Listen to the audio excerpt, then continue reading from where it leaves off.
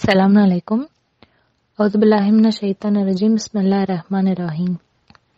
Inshallah, இன்னைக்கு பார்க்க போற Submitters Perspective article, January 2024 edition, titled Why Pray? ஏன் பிரார்த்தனை? பிரார்த்தனை எதுக்காக செய்யணும்? மக்கள் நிறைய விதமா, நிறைய வழிகள்ல, நிறைய காரணங்களுக்காக பிரார்த்தனை செய்யறோம். ஸோ சில பேர் ஏதாச்சும் பிரச்சனை இருக்கும் போது மட்டும் பிரார்த்தனை செய்வாங்க. குரான்ல கெட்ட காலத்தில் நண்பர்கள் அப்படின்னு இவங்களை சொல்றாங்க. சூரா 17 வசனம் 67. கஷ்ட காலத்தில் நண்பர்கள். நடுக்கடலில் நீங்கள் கஷ்டத்தில் சிக்கிக் கொண்டால் நீங்கள் உங்களுடைய இணை தெய்வங்களை மறந்து விடுகின்றீர்கள். மேலும் களப்பற்றவாறு அவரை மட்டுமே இறைஞ்சி பிரார்த்திக்கின்றீர்கள். ஆனால் அவர் உங்களை காப்பாற்றி கரை சேர்த்து விட்டவுடன் நீங்கள் மீண்டும் உங்கள் பழைய நிலைக்கு திரும்பி விடுகின்றீர்கள். உண்மையில் மனிதன் நன்றி கெட்டவனாக இருக்கின்றான். சில பேர் அவங்க நினைச்ச மாதிரி, அவங்க எப்படி விரும்பினாங்களோ அந்த மாதிரி அவங்களுக்கு எல்லா விஷயமும் நடந்துட்டா பிரார்த்தனை செய்யக்கூடியவங்களா இருக்காங்க. இவங்களை பத்தி சூரா 22 வசனம் 11 சொல்றாங்க. நல்ல காலத்தில் நண்பர்கள். நிபந்தனையுடன் கடவுளை வழிபடுபவனும் மனிதர்களில் இருக்கின்றான். விஷயங்கள் அவன் நினைத்தபடி நடந்தால் அவன் திருப்தி அடைகின்றான். ஆனால் அவனுக்கு ஏதேனும் கஷ்டம் நேரிட்டால் அவன் முகம் திருப்பி சென்று விடுகின்றான். இதனால் அவன் இந்த வாழ்வு மற்றும் மறு உலகம் இரண்டையும் இழந்து விடுகின்றான். மெய்யான நஷ்டம் என்பது இத்தகையதுதான். மற்றவங்க எல்லாமே நல்லதா போச்சுன்னா, அவங்க வாழ்க்கையில எல்லாமே ஸ்மூத்தா போச்சுன்னா, அல்லாஹ்க்கு நன்றி செலுத்தும் விதமா பிரார்த்தனை செய்யக்கூடியவங்களா இருக்காங்க. சூரா 21 வசனம் 90 பாக்குறோம். நாம் அவருக்கு பதிலளித்தோம், மேலும் அவருக்கு ஜானை அளித்தோம். அவருக்காக அவருடைய மனைவியையும் நாம் சரிப்படுத்தினோம். அது ஏனெனில் அவர்கள் நன்னெறிகளை செய்ய விரைபவர்களாகவும் மேலும் இன்பமான சூழ்நிலைகளிலும் அவ்வாறே அச்சத்திலும் நம்மை இறைஞ்சி பிரார்த்திப்பவர்களாகவும் இருந்தனர். நம்மிடம் பயபக்தி உள்ளவர்களாக அவர்கள் இருந்தனர். என்னை பொறுத்த வரைக்கும் பிரேயர், பிரார்த்தனை அப்படின்றது கடவுள் மேல நான் வச்சிருக்க அன்பை வெளிப்படுத்துறதுக்கான ஒரு வழியா நான் அதை பாக்குறேன். என்னோட என்னோட அற்புதமான அந்த அரசர், என்னோட எஜமானரோட என்னோட ஆன்மா கனெக்ட் ஆறதுக்கு ஒரு வழியா இந்த பிரார்த்தனை அப்படின்றது அமையுது.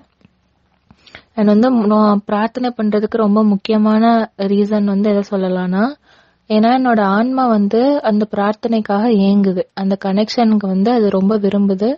அதற்காக அது ஏங்குது. குரான்ல அல்லாஹ் நம்மளுக்கு சொல்றாங்க, அவர் எப்படி நம்மள அவரோட சொந்த கரங்களால படைச்சு, இந்த பூமி சார்ந்த பொருட்களால படைச்சு, அதுக்கப்புறம் அவருடைய ஆவியில இருந்து நமக்குள்ள ஊதுனாங்க அப்படின்னு நம்ம குரான்ல பாக்குறோம். அது சூரா 32 வசனம் 7-9 வரைக்கும் இருக்கு. மனிதனின் துவக்கம். அவர்தான் தான் படைத்த ஒவ்வொன்றையும் முழுமைப்படுத்தினார். மேலும் மனித படைப்பை களிமண்ணிலிருந்து துவக்கினார். பின்னர் குறிப்பிட்டதொரு தாழ்ந்த திரவத்தின் மூலமாக அவனுடைய இனவிருத்தியை அவர் தொடர்ந்தார். அவர் அவனை உருவமைத்தார். மேலும் தன்னுடைய ஆவியிலிருந்து அவனுக்குள் ஊதினார். மேலும் அவர் உங்களுக்கு செவிப்புலன், பார்வை மற்றும் மூளைகளை கொடுத்தார். அரிதாகவே நீங்கள் நன்றியுடையவர்களாக இருக்கின்றீர்கள். இதுல இருந்து நான் என்ன புரிஞ்சுக்கிறேன் அப்படின்னா, அவர் நமக்குள்ள ஊதுனாங்க அப்படின்னு சொல்றாங்க இல்லையா. சோ அவரோட அந்த பிரெத்தோட, அவரோட அந்த புனிதமான அந்த பிரெத்தோட ஒரு சின்ன பாட்டு தான் நம்மளுடைய ஆன்மாவா இருக்கு அப்படின்னு எனக்கு புரியுது. அதனாலதான் நம்மளோட ஆன்மா, நம்மளோட படைச்ச இந்த உடம்பையும் சரி, இந்த ஆன்மாவையும் சரி, அதோட படைச்ச அந்த ரட்சகர்கிட்ட திரும்ப போய் சேரணும் அப்படின்றதுக்கு அது ஏங்குது. சோ இந்த சலாத், தொடர்பு தொழுகை, அது நம்மளோட ஆன்மாக்கும் கடவுளுக்குமான ஒரு டைரக்ட் கான்டாக்ட், ஒரு நேரடி தொடர்பை அது நம்மளுக்கு உருவாக்கி தருது. ஸோ நம்ம ப்ரே பண்ணோம்னா நம்மளோட ஆன்மா ஊட்டம் அளிக்கப்படுறது மட்டும் இல்லாம அது வளர்றதுக்கும் அது ரொம்ப ஹெல்ப் பண்ணும். நம்ம வாழ்க்கை ஃபுல்லா நம்ம கண்டினியூஸா பிரார்த்தனை பண்ணிட்டே இருந்தோம்னா, அல்லாஹ் சொல்ற மத்த வழிபாட்டு முறைகள்லயும் நம்ம கடைபிடிச்சிட்டு வந்தோம்னா, இன்ஷா அல்லாஹ் அல்லாவோட அந்த மகத்துவமான அந்த எனர்ஜி, அவரோட பிரசன்ஸ நம்மளால தாங்குற அளவுக்கு, அவரோட பிரசன்ஸ்ல நம்மளால இருக்கிற அளவுக்கு நம்மளோட ஆன்மா வளர்ந்து இன்ஷா அல்லாஹ் இருக்கும். ஸோ சம்மட்டர் தான் நம்ம இருக்கோம். நம்மளுக்கு தெரியும் நம்ம கடவுளை தவிர வேற தெய்வம் இல்லை அப்படின்னு நம்ம சாட்சியம் பகரணும். நம்ம தர்மம் கொடுக்கணும். ரமதான் மாதம் வரும்போது நம்மளால பிசிக்கலா நம்ம இயன்றவங்களா இருந்தோம்னா நம்ம அந்த மாதம் ஃபுல்லா நோன்பு கடைபிடிக்கணும். அதே மாதிரி நம்மளால அஃபோர்ட் பண்ண முடியும் அப்படின்னா நம்ம ஹஜ்ஜுக்கு அந்த புனித யாத்திரையை மேற்கொள்ளணும். நம்ம தொடர்பு தொழுகை சலாத் ஒரு நாளைக்கு 5 தடவை கடைபிடிக்கிறனால அது நம்ம ஆன்மாக்கு ரொம்ப பெரிய ஒரு ஊட்டமா அது இருக்கு. ஸோ நான் தொடர்பு தொழுகை சலாத் தொழுவும் போது அதோட வார்த்தைகளை நான் உணர்ந்து நான் அதை தொழுதேன்னா, அந்த வார்த்தைகள் எனக்குள்ள அப்படியே ஒரு ஒரு வறண்ட நிலத்துல தண்ணி ஊத்துனா அது எப்படி இருக்குமோ அப்படி ஒரு ஃபீலிங் எனக்கு அது தரும். அந்த தண்ணி எப்படி அந்த வறண்ட நிலத்தை அதுல இருக்க மண்ணை சாஃப்ட் ஆக்கி ஒரு விதை அதுல இருந்து ஜாமினேட் ஆகி வர அளவுக்கு அதை மேம்படுத்துமோ, அந்த மாதிரி தொடர்பு தொழுகையை என்னோட மனசை, என்னோட ஹார்ட்டை மென்மையாக்கி அதுல சந்தோஷத்தை கொண்டு நிரப்புற மாதிரி எனக்கு நிரப்புறத என்னால ஃபீல் பண்ண முடியும். என்னோட ரட்சகர், அந்த கருணையுடைய ரட்சகரோட எனக்கு அந்த டைரக்ட் கான்டாக்ட் அவ்வளோ ஒரு சந்தோஷத்தை தரதை நம்மளால ஃபீல் பண்ண முடியும். நம்ம தொடர்பு தொழுகைய உணர்ந்து அந்த வார்த்தைகளை உணர்ந்து பண்ணோம்னா இன்ஷா அல்லாஹ் நம்ம எல்லாருக்குமே இந்த அற்புதமான ஒரு எக்ஸ்பீரியன்ஸ் கிடைக்கணும். பிரார்த்தனை எவ்வளோ ஒரு என்ஜாயபிளானது, அது எவ்வளோ பெரிய பிளெஸ்ஸிங்கா இருக்கு அப்படின்றத நம்ம எல்லாருமே என்ஜாய் பண்ணணும். சூரா 29 வசனம் 45. தொடர்பு தொழுகைகள் சலாத். வேதத்தில் உமக்கு வெளிப்படுத்தப்பட்டவற்றை நீங்கள் ஓதி வரவும், மேலும் தொடர்பு தொழுகைகளை சலாத் கடைபிடிக்கவும் வேண்டும். ஏனெனில் தொடர்பு தொழுகைகள் தீமைகளையும் மற்றும் ஒழுக்க கேட்டையும் தடுக்கின்றன. ஆனால் சலாத் மூலம் கடவுளை நினைவு கூறுவதே மிகவும் முக்கியமான குறிக்கோள் ஆகும். நீங்கள் செய்கின்ற ஒவ்வொன்றையும் கடவுள் அறிகின்றார். சூரா 2 வசனம் 153. நம்பிக்கை கொண்டோரே, உறுதிப்பாடு மற்றும் தொடர்பு தொழுகைகளை சலாத் கொண்டு உதவி தேடுங்கள். உறுதியான நிலையில் தொடர்ந்து இருப்பவர்களுடன் கடவுள் இருக்கின்றார். சூரா 2 வசனம் 186. தன்னுடைய அடியார்களின் பிரார்த்தனைகளுக்கு கடவுள் பதிலளிக்கின்றார். என் அடியார்கள் உம்மிடம் என்னை பற்றி கேட்டால் நான் எப்பொழுதும் அருகிலேயே உள்ளேன். அவர்கள் என்னிடம் பிரார்த்திக்கும் போது நான் அவர்களின் பிரார்த்தனைகளுக்கு பதிலளிக்கின்றேன். வழிகாட்டல் பெறும் பொருட்டு மக்கள் எனக்கு பதிலளிக்க வேண்டும், மேலும் என்மேல் நம்பிக்கை கொள்ள வேண்டும். சூரா 6 வசனம் 162. கூறுவீராக, என்னுடைய தொடர்பு தொழுகைகள், என்னுடைய வணக்க வழிபாட்டு முறைகள், என்னுடைய வாழ்வு, என்னுடைய மரணம், இவை அனைத்தும் முழுமையாக பிரபஞ்சத்தின் இரட்சகரான கடவுளுக்கு மட்டுமே அர்ப்பணிக்கப்பட்டுள்ளது. சூரா 98 வசனம் 5. அவர்களிடம் கேட்டுக்கொள்ளப்பட்டதெல்லாம் மார்க்கத்தை பரிபூர்ணமாக கடவுளுக்கு மட்டுமே அர்ப்பணித்தவாறு அவரை வழிபட வேண்டும், தொடர்பு தொழுகைகளை கடைபிடிக்க வேண்டும், மேலும் கடமையான தர்மத்தை கொடுக்க வேண்டும் என்பதாகவே இருந்தது. பூரணமான மார்க்கம் இத்தகையதே ஆகும். இந்த பகுதியோட ஆத்தர் பேரு லிசா. இந்த ஆர்டிக்கல்லே இன்னொரு கண்டினியூஷனா இன்னொரு டாபிக் இருக்கு. அதோட தலைப்பு தட் யூ மே சக்சீட், நீங்கள் வெற்றியடையும் பொருட்டு. மனிதர்களா இருக்க எல்லாருக்குமே வெற்றி வேணும். இப்போ ஒரு அத்லீட்டா இருக்கோம்னா நம்மளுக்கு அதுல ஜெயிக்கணும், அந்த பந்தயத்துல ஜெயிக்கணும். ஒரு அரசியல்வாதியா இருக்காங்கன்னா அந்த எலெக்ஷன்ல வந்து அவங்க தேர்ந்தெடுக்கப்படணும்னு விரும்புவாங்க. ஒரு பிசினஸ் மேன், ஒரு தொழிலதிபரா இருக்கோம்னா நல்ல காசு வேணும், நிறைய வந்து ப்ராஃபிட் வேணும்னு வந்து எதிர்பார்ப்பாங்க. இதே ஒரு ஆக்டரா, நடிகரா இருக்காங்கன்னா புகழ் வேணும். அந்த மாதிரி ஒவ்வொரு விஷயத்துல அவங்க என்னென்ன ஃபீல்ட்ல இருக்காங்களோ அதுல வந்து வெற்றி பெறறது தான் வந்து எல்லா மக்களுமே வந்து உண்மையான வெற்றியா பாக்குறாங்க. ஆனா நம்ம சப்மிட்டரா இருக்கோம். ஒரு சப்மிட்டரா வெற்றி அப்படின்னா வந்து என்னது? இந்த sentence that you may succeed, நீங்கள் வெற்றி அடையும் பொருட்டு அப்படின்றது, அந்த சென்டென்ஸ் வந்து குரான்ல 11 முறை 11 டைம்ஸ் வந்து ரிப்பீட் பண்ணப்படுது.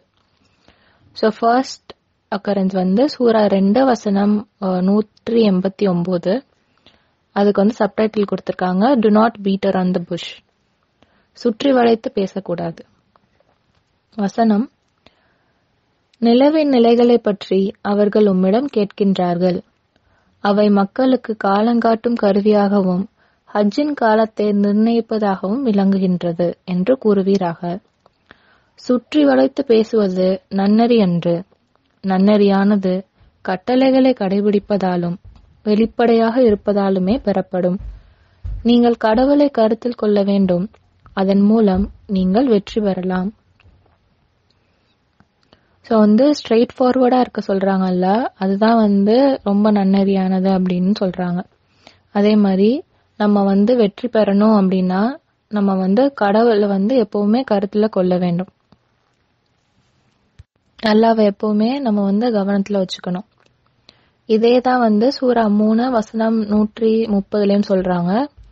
அந்த வசனம் வந்து கடும்பட்டியை பத்தினது, அதை வந்து தடை செய்யப்பட்டது அப்படின்னு சொல்லிட்டு, அதே மாதிரி நம்ம வெற்றி அடையணும் அப்படின்னா நம்ம வந்து கடவுளை எப்பவுமே கவனத்துல வச்சுக்கணும் அப்படின்னு வந்து சொல்றாங்க.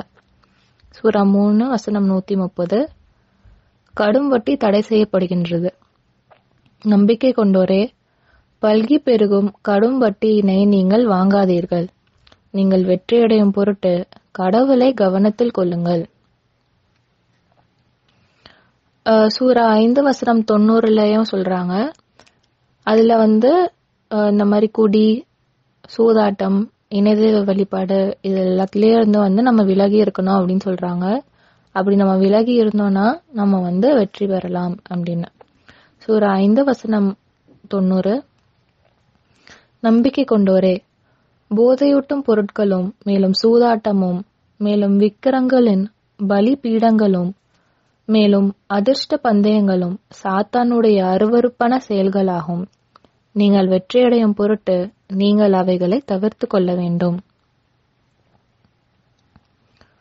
சூரா 7 வசனம் 69 பார்த்தோம்னா அதுல வந்து ஆதின் சமூகத்தார் அவங்களுக்கான ஒரு எச்சரிக்கையா இருக்கு. ஆனா அதுல இருந்து வந்த அந்த லெசன், அந்த பாடம் வந்து எல்லா மக்களுக்கும் எல்லா நேரத்துல உள்ளவங்களுக்கும் அது வந்து பொருந்தக்கூடியதா தான் இருக்கு. ஸோ வந்து நம்ம கடவுளோட செய்திக்கு வந்து கவனம் செலுத்தணும். அதுல வந்து நம்ம கவனமற்றவங்களா இருந்துடக்கூடாது. அண்ட் ரொம்ப முக்கியமா அல்லாஹ் நம்மளுக்கு கொடுத்திருக்க அருட்கொடைகளுக்கு அப்ரிஷியேட்டிவா இருக்கணும். அப்போ வந்து நம்ம வந்து வெற்றி பெறலாம். சூரா 7 வசனம் 69, உங்களை எச்சரிப்பதற்காக உங்களை போன்ற ஒரு மனிதர் மூலமாக உங்கள் இரட்சகரிடமிருந்து உங்களுக்கு ஒரு செய்தி வருவது மிகவும் ஆச்சரியமாக உள்ளதா? அவர் நோவாவின் சமூகத்தாருக்கு பிறகு உங்களை வாரிசுகள் ஆக்கியதையும் உங்களை எண்ணிக்கையில் பெருக்கியதையும் நினைவு கூறுங்கள். நீங்கள் வெற்றி பெறும் பொருட்டு கடவுளின் அருட்கொடைகளை நினைவில் கொள்ளுங்கள். சூரா 8 வசனம் 45 சொல்றாங்க, நம்மளுக்கு வந்து எவ்வளோ பெரிய தடை, எவ்வளோ பெரிய எதிர்ப்பு இருந்தாலும் நம்ம வந்து உறுதிப்பாட்டோட தொடர்ந்து இருக்கணும் அப்படின்னு வந்து நம்மளுக்கு நினைவுபடுத்துறாங்க. சூரா 8 வசனம் 45, நம்பிக்கை கொண்டோரே, ஒரு படையினை நீங்கள் எதிர்கொள்ளும் போது நீங்கள் வெற்றியடையும் பொருட்டு நீங்கள் உறுதியுடன் நிற்க வேண்டும். மேலும் கடவுளை அதிகம் அதிகம் நினைவு கூர்ந்திட வேண்டும். சூரா 24 வசனம் 31 பார்த்தோம்னா மாடஸ்டா ட்ரெஸ் பண்ண சொல்றாங்க. பர்டிகுலரா பெண்களுக்கு கவனத்தை இருக்கிற மாதிரி வந்து ட்ரெஸ் பண்ணக்கூடாது. அண்ட் வந்து 2 பேருக்குமே, ஆண்களுக்கும் சரி பெண்களுக்கும் சரி, பார்வைகளை வந்து தாழ்த்திக்கோங்க, அதுதான் வந்து நன்னெறி அப்படின்னு வந்து அல்லாஹ் சொல்றாங்க. நம்ம இதை பண்ணிட்டு அல்லாட்ட வந்து இறைஞ்சி பிரார்த்தித்தோம்னா பாவ மன்னிப்பிற்காக நம்ம வந்து வெற்றி அடையலாம்.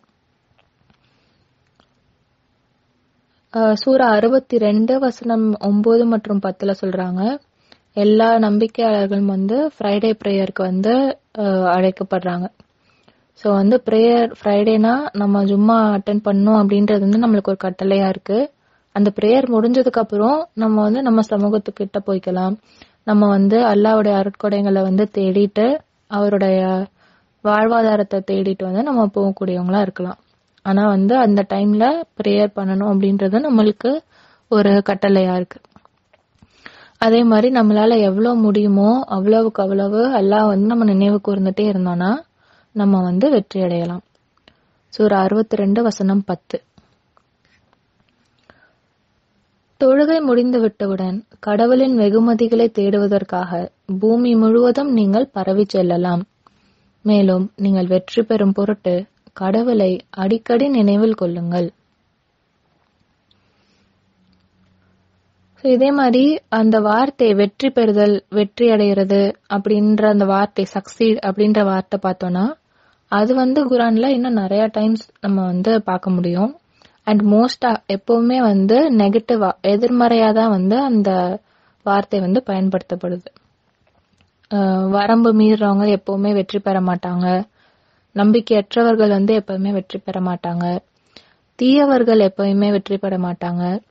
சூரா 10 வசனம் 69 பார்த்தோம்னா கடவுளை பற்றி பொய்யா இட்டு கட்டுறவங்க வந்து எப்பவுமே வெற்றி பெற மாட்டாங்க அப்படின்னு வந்து சொல்றாங்க. ஸோ வந்து நம்மளால தெளிவா பார்க்க முடியுது எது வந்து நம்மளை வெற்றி பெறதுல இருந்து தடுக்குது அப்படின்னும், அண்ட் வந்து நம்ம வெற்றி பெறதுக்கு என்னெல்லாம் செய்யணும் அப்படின்றதையும் வந்து அல்லாஹ் நம்மளுக்கு ரொம்ப தெளிவா குரான்ல வந்து சொல்லித்தராங்க. அல்லாஹ் வந்து ரொம்ப கருணையுடையவங்களா இருக்காங்க. நம்ம இந்த வாழ்க்கையில வெற்றி பெறதுக்கு வந்து நம்மளுக்கு ஒரு வாய்ப்பு இல்லைன்னா அடுத்த வாய்ப்புன்னு மாறி மாறி நம்மளுக்கு வந்து கொடுத்துக்கிட்டே இருக்காங்க. அது மட்டும் இல்லாம ரொம்ப முக்கியமா நம்மளுக்கு இருக்கிறதுலே ரொம்ப முக்கியமான வெற்றி அந்த மறு உலகில நம்ம அடைய போறது இன்ஷா அல்லாஹ். அதை எப்படி வந்து அடையிறது அப்படின்னு வந்து அல்லாஹ் நம்மளுக்கு எல்லா வழிகளையும் வந்து காமிச்சு தராங்க. சூரா 3 வசனம் 200. நம்பிக்கை கொண்டோரே, நீங்கள் வெற்றியடையும் பொருட்டு நீங்கள் உறுதியா இருக்க வேண்டும், நீங்கள் விடாமுயற்சியுடன் இருக்க வேண்டும், நீங்கள் ஒற்றுமையுடன் இருக்க வேண்டும், நீங்கள் கடவுளை கவனத்தில் கொள்ள வேண்டும். சூரா 5 வசனம் 35.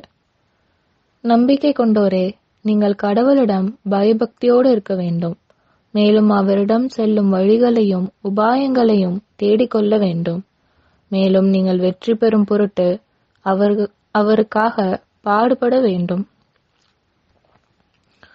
சூரா 5 வசனம் 100. பிரகடனம் செய்வீராக, கெட்டவை அபரிமிதமாக இருப்பது உங்களை கவர்ந்த போதிலும் கெட்டவையும் நல்லவையும் சமமாகாது. அறிவு கூர்மை உடையோரே, நீங்கள் சிறுபான்மையினராக இருந்தாலும் நீங்கள் வெற்றியடையும் பொருட்டு கடவுளிடம் பயபக்தியோடு இருக்க வேண்டும். சூரா 22 வசனம் 77. நம்பிக்கை கொண்டோரே, நீங்கள் வெற்றியடையும் பொருட்டு நீங்கள் குனியவும் சிரம்பணியவும் உங்கள் இரட்சகரை வழிபடவும் மேலும் நன்னெறிகள் புரியவும் வேண்டும். இன்ஷா அல்லாஹ் இந்த வருஷத்துல ஆல்ரெடி 2 மாசம் முடிஞ்சு போச்சு. இனிமேல வரக்கூடிய நாட்கள்ல அல்லாஹ்வை அடையிறதுக்கான வழிகளையும் உபாயங்களையும் நம்ம செய்யற ஒவ்வொரு விஷயத்திலயும் வந்து நம்ம தேடணும், உறுதியோட இருக்கணும், உறுதிப்பாட்டோட இருக்கணும், அல்லாஹ் மேல பயபக்தியோட இருக்கணும். நம்ம செய்யற ஒவ்வொரு விஷயங்களையும் ஒவ்வொரு நாளும் வந்து நம்ம நன்னறியுடையவங்களா இருக்கணும், நன்னறியான காரியங்கள் செய்யணும் அப்படின்னு வந்து நம்ம ஒரு ரெசல்யூஷன் எடுப்போம். இன்ஷா அல்லாஹ் அல்லாஹ் நம்ம எல்லாருக்குமே வந்து அந்த உண்மையான வெற்றியை தரணும்.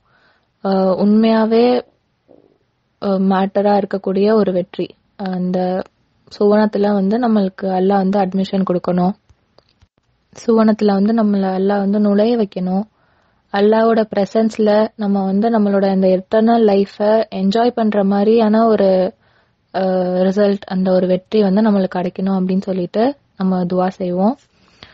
இந்த பார்ட்டோட ஆத்தர் பேரு லிடியா. சலாம் அலைக்கும்.